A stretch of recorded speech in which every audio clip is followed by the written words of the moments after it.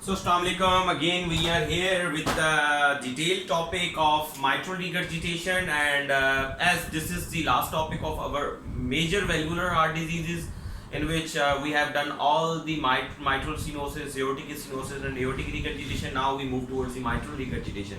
So we will do in a bit hurry, and we will do all the things with the good pace. Why? Because most of the basic concepts we have already discussed in our previous lectures. That's why I will not spend much time. That's why I will not take your much time to describe or to make you understand of that tiny concepts or like those very minor concepts which we have already discussed in the previous lectures. So we will do in a one lecture today the pathophysiology of the mitral regurgitation or the etiology of the mitral regurgitation, symptomatology of the mitral regurgitation, the clinical features and the clinical exam of mitral regurgitation, and ECG and the chest X-ray, what we would found in what we will get in the chest X-ray and the ECG of mitral regurgitation. So number one is always you hear in your wards or in your clinical practice that this patient has the acute MR or the chronic MR. So the concept behind the acute and the chronicity of the regurgitant region is the same as we discussed in the aortic regurgitation. This is the same, that acute cause can be ischemic heart disease. If your patient has the MR, it could be because of like ischemia of anterior wall or ischemia of the inferior wall, but most of the time the ischemia of the inferior wall causes the mitral regurgitation. Why? Because the posterior leaflet of the mitral valve is usually supplied by a single vessel. Okay, so as all we have already discussed this thing in the chapter of post MI complications. That's why I would suggest you guys to go and watch those lectures if you actually want to listen that why the inferior wall MI is commonly causing MR. So the ischemic heart disease, infective endocarditis, as because you know that the infective endocarditis causes the perforation of the leaflets, and it can cause the abscesses or the root abscesses as well, which is less common in the mitral valve but more common in the aortic valve. And here is the rupture cordae. Rupture cordae is the lethal and the grave condition which could because of any trauma, any intervention, and most of the time it is because of the large anterior wall MI or large inferior wall MI with the posterior wall MI, because in which that the rupture, the cordae will be ruptured and it will be hanging, and the valve becomes very fly and causing the acute MR. Okay, trauma and all these things. Now the chronic, come to the chronic, that obviously chronic could be the rheumatic heart disease and mitral valve prolapse. We will discuss in later on that how would you differentiate both, that is your patient has the acute MR or the chronic MR. Okay, MVP and the congenital. In the congenital cleft mitral valve, what is the cleft mitral valve? That there would be a cleft in between the valve, so there will be the there would be any cleft or cut mitral valve which causing the MR, and which would be causing the MR. Okay, now the double orifice, as you know that every valve has a single orifice. If your mitral valve has a double orifice, so you will call it as a double orifice mitral valve. HCM, and yes, again systolic anterior motion of your anterior mitral leaflet. Systolic motion of the anterior mitral leaflet can cause the MR. How? When this heart contracts because of this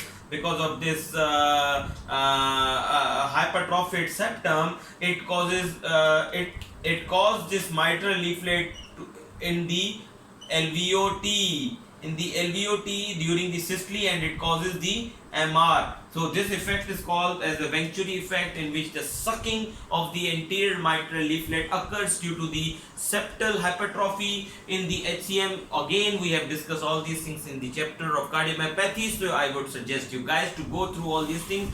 Okay, that why this Venturi effects occur, and I have discussed all these things in detail in that chapter. Now move towards the ischemic heart disease. Ischemic heart disease can be chronic and can be acute. Why? Sometimes your patient has the ischemia of the pectoral muscle, where these cordae are attached. So they cause the malfunctioning of the pectoral muscle. They cause the tethering of the mitral leaflet and causing the MR. So it is again controversial that your patient should be treated with the surgery or with the percutaneous treatment, but obviously the proven treatment of the ischemic MR is the surgery.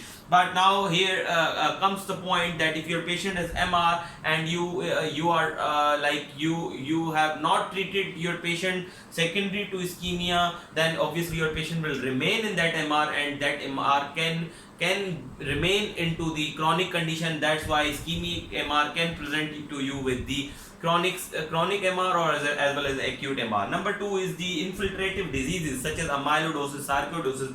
They cause the thickening of the mitral leaflet and causes the and can cause the mitral valve regurgitation. It again causes what that all the blood comes to the LA and it causes the LA enlargement. LA enlargement as it was coming into the aortic regurgitation.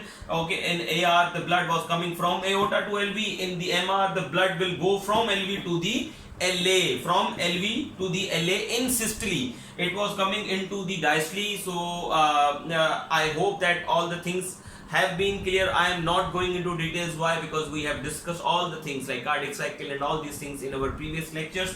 That's why I am not going into detail. Just keep one thing in your mind, that in the systole, when LV contracts because of the less patent mitral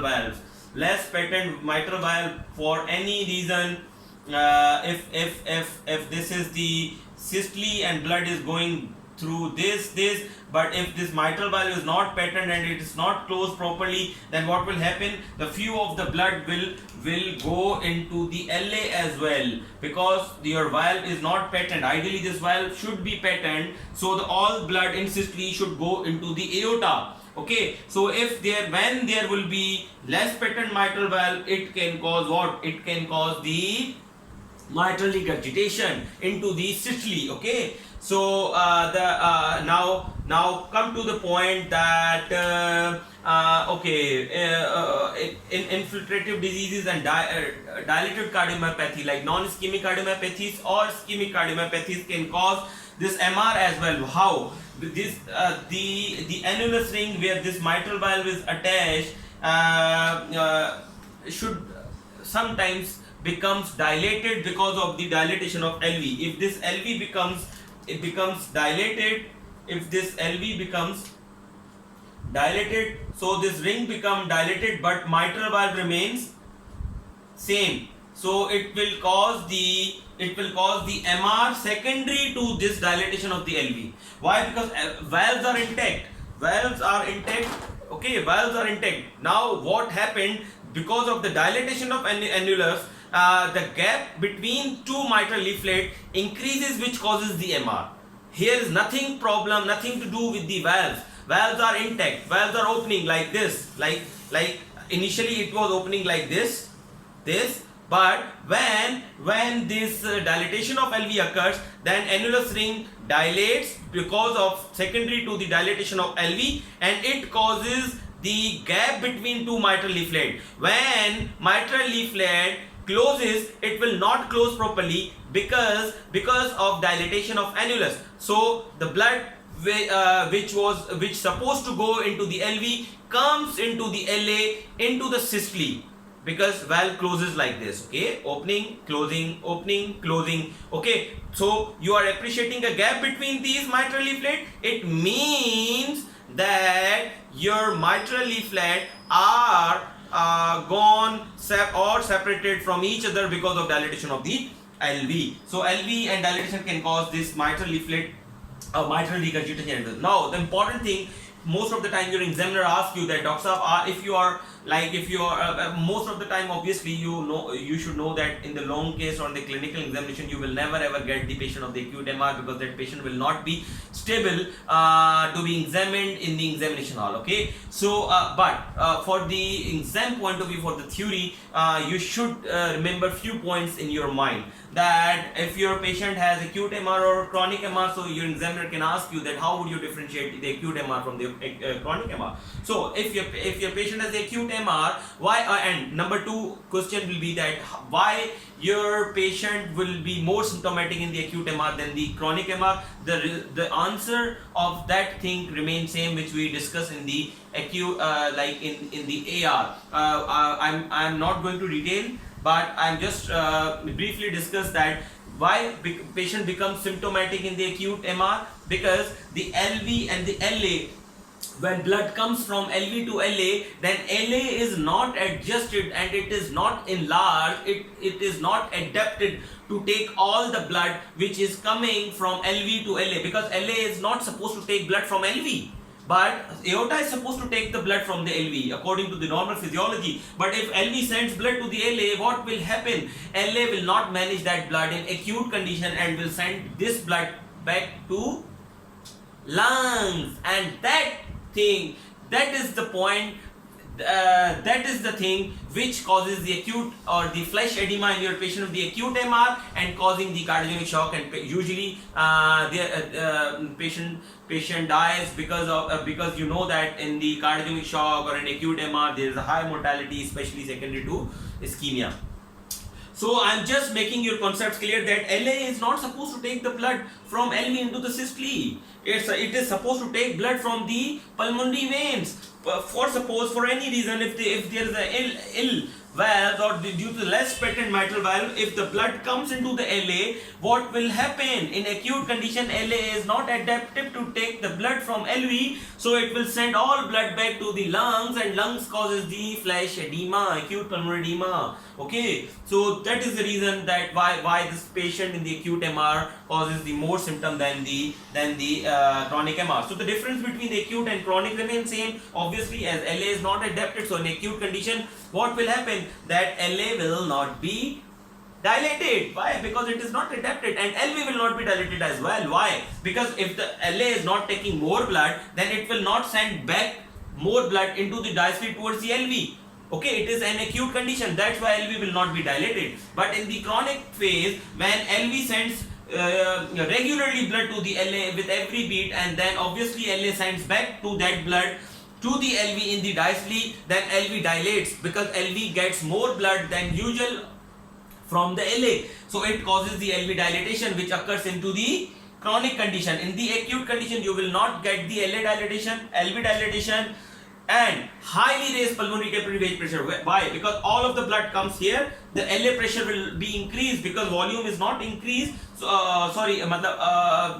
so the cavity is not increased, but the volume is increased. That volume causes the high pressure, and that pressure goes into the pulmonary capillary pressure. So it will causes the highly raised pulmonary capillary wedge pressure. It can cause the cardiogenic shock and flash pulmonary edema. Usually patient comes to you with the acute MR with the acute symptomatology, but in the chronic, obviously you will have the history of chronic, like rheumatic fever and all these things, or the myxomatic, and all the things which we discussed earlier. Now your patient would have the enlarged LA because of the chronic condition. LA has adapted itself to get the blood from LV, and LV will be obviously dilated. Why? Because LV has also adapted itself to take the more blood from LA. Usually it was not taking in the normal physiology, and the ejection fraction, usually ejection fraction be lower in the acute condition, in the chronic condition, and usually stable. Those patients are usually stable who have the chronic MR. Now come to the symptomatology. Usually your patient would be presenting to you with the palpitations, sinus tachycardia or atrial fibrillation with the chronic MR, like the NYHA class 1 or 2, and having the palpitation plus and minus symptoms and the tachycardia. So it means that your patient would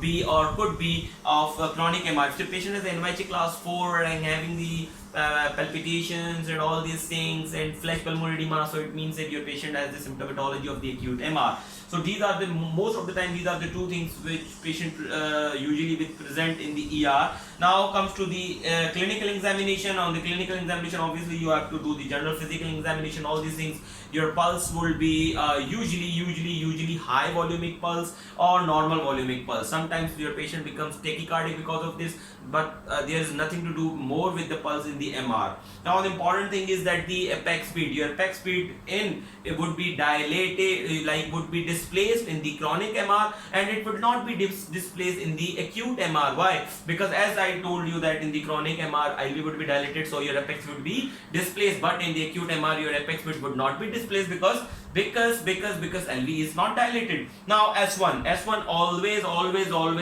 soft. If you are telling soft, it means you are presenting your patient as a MR. So A2 usually normal, P2 can be loud or cannot be loud. It depends upon the severity of the MR, or it depends upon the pulmonary hypertension. If your patient has developed the pulmonary hypertension secondary to the chronic MR, then it might your patient would have that pulmonary P2 loud. Otherwise, your patient would not have P2 loud. Now the murmur should be pansystolic. Okay. Now the pansystolic murmur would be at the mitral valve, and it radiates to the axilla.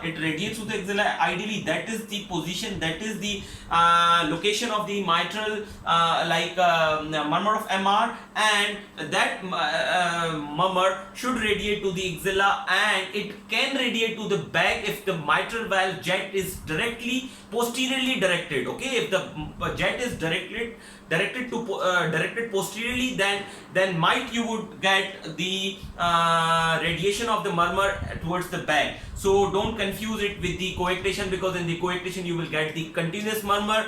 Don't confuse it with the PDA. You would have the continuous murmur, but you can confuse this murmur with the MTV, MR, TR and VSD. Why? Because the differentials of pansystolic murmur is MTV. Okay, MTV, the channel which used to give the very pretty, very entertaining songs. So just remember that the mnemonic of MTV with the pansystolic murmur. Whenever you will be telling your examiner that my patient has the pansystolic murmur, he would ask you the differentials of pansystolic murmur. Then you have to tell that, sir, the differentials of pansystolic murmur are MR, TR and VSD. Now you have to defend your case that why you are diagnosing your patient as MR. Then you have to tell that, sir, in the tricuspid area, the murmur should be in the tricuspid, the tricuspid regurgitation, the murmur should be in the tricuspid area, and it will increase. It should increase on the inspiration, not expiration. But my patient has the murmur which is increasing on expiration, because MR or the left-sided murmur usually increased on expiration. Okay, and it is radiating to the axilla, and TR murmur rarely radiates to the axilla. And how would you defend it? How would you defend if he will ask you why your patient has not VSD but MR? Then you have to, again, the VSD murmur radiates in all over the precordium, and usually it comes at the left parasternal border. Okay, so you have to do the inching method. Like if there is a maximum intensity here at the left parasternal border, and you are doing the inching method, you will get the same severity in all over the precordium. So why? Because the VSD murmur radiates in all over the precordium. So that's the thing. You might get the right heart failure sign. So raised GVP, it depends upon the severity of the MR, how the severe MR is. The more the MR will be severe, the more you will get the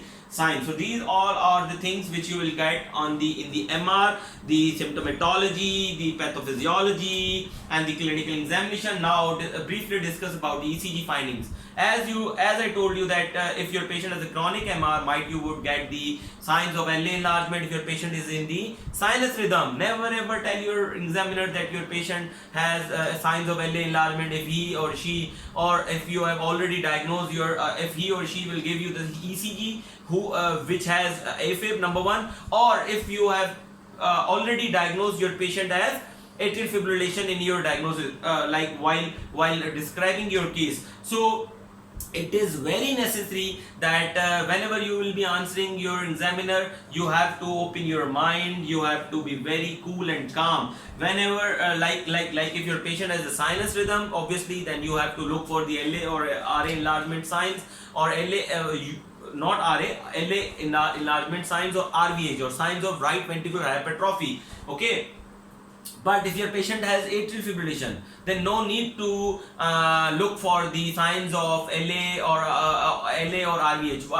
You might get signs of RVH, but not look for the signs of LA enlargement. Okay. Sometimes your patient has a paroxysmal AFib, then yes, you would get the signs of LA enlargement, because your patient would be in the sinus rhythm. So the simple is that be in the sinus rhythm whenever examiner will ask you about the atrial fibrillation or the signs of the LA enlargement during the examination.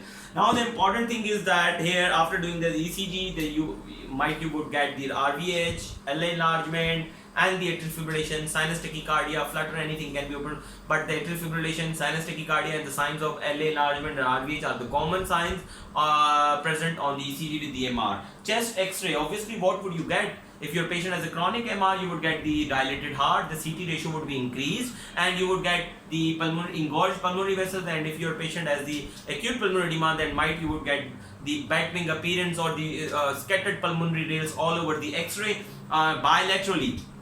But if your patient has the acute MR, the CT ratio will not be increased, but you would get the bite wing appearance and the pulmonary rails on the chest X-ray. So this was all about the mitral regurgitation, the pathophysiology, symptomatology, clinical examination, ECG and the chest X-ray findings. In next lecture, we will quickly do the echocardiography, because the echocardiographic things would be same as we discussed in the AR. Only few numericals or the numbering would be changed in the echo findings of the MR, and after that we will do the management of the MR, and I would see if the examination if the echocardiography and the management could be done in the same lecture, then I will do accordingly. Okay, so again,